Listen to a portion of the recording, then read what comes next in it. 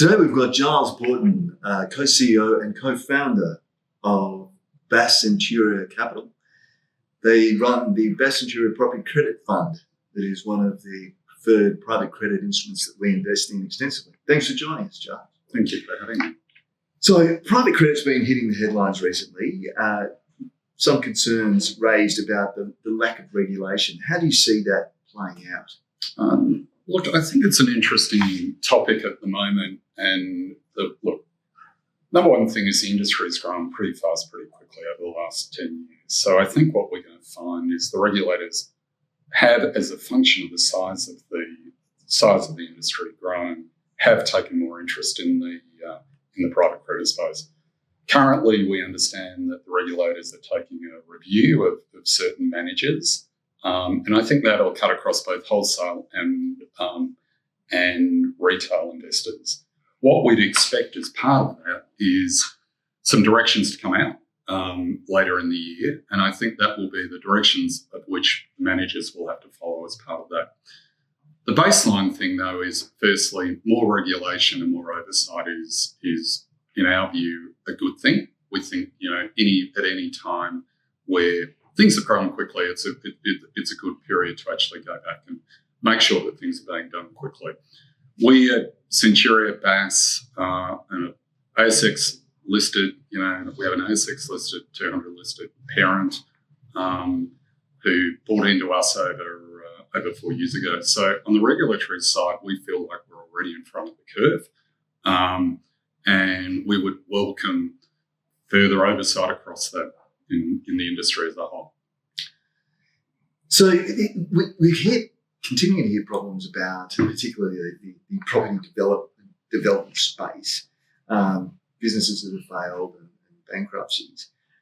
How do you see the health of the sector, and in particular, how is it impacting on your loan book? Look, all the highlights that you read in the press around, a lot of this has happened post-COVID. So we all have read about delays and supply chain delays and increased costs. So I think, particularly in the construction industry, the broader construction industry has been hit by those issues.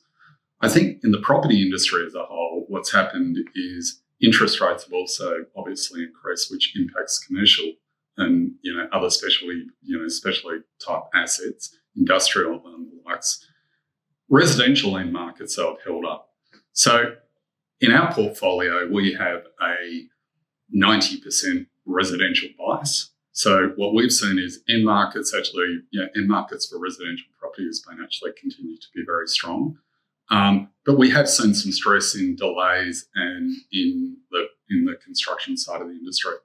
What I would say is I think it is stabilised in the last 12 months around increasing costs. We still are seeing some of those delays. I think there's still some building companies that are still under pressure from previous and older contracts, which predate COVID and that period of price acceleration. So there's still a little bit to play through, but I think we're at in the fourth quarter of that part of the cycle, and then the question is how quickly that then picks up again. And your book is looking healthy? Yeah, look, our book is looking healthy. We've as I said before, we've had that we're 90% residential is actually the end markets that actually hold up super well. What we have seen, though, is identical to the market. We've seen some cost increases and we've seen some delays, and we've had some builders that we've had to either nurse through or replace as part of that process. Again, for us as Centuria Bass, we've always had a senior debt bias. So 90+%, I think it's averaged about 93% of our lending is in senior debt. So it's downside protected. So that's the idea of the structures that you put in place in day one. The pieces in the capital structure that we've seen more stress, and that's not what, frankly, has been our core business, has been across the market, has been a lot in the mezzanine and preferred equity pieces. And that obviously is the first pieces like the equity that gets hit when things are very in distress. Yeah. The investors had a great year last year. The returns of sort of 10% plus. What do you feel is the outlook for 2025 and perhaps even as far as 2026 in terms of those returns? So, look, 2025, we have seen quite a bit of liquidity come to the market, new managers come up. And I think some of the reasons that we're talking about, there's been delays in the property industry and construction costs have actually delayed the starts of new projects. So for Q1, we actually saw basically more competition than we've seen in the past, more liquidity chasing that.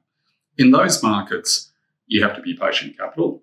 And we saw some compression of margin in that. And frankly, we at Centuria Bass are happy to sit on cash rather than do a bad deal.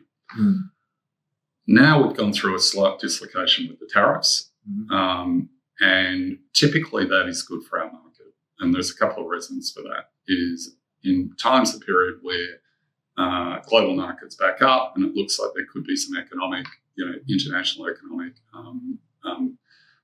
issues. I talk of a recession in the US. The banks naturally become more conservative. At this point, this is market, still 70% of funding comes out of the Australian banking market. The other part is capital flows, retail capital flows quite often flow out during this period.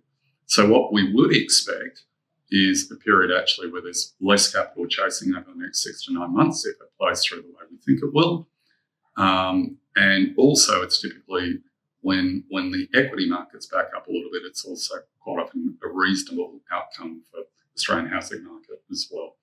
The other side of that is the demand-supply dynamic that we've talked about in Australia continues. And so that long-term, medium-term, demand-supply, demand for housing, we think plays through as well.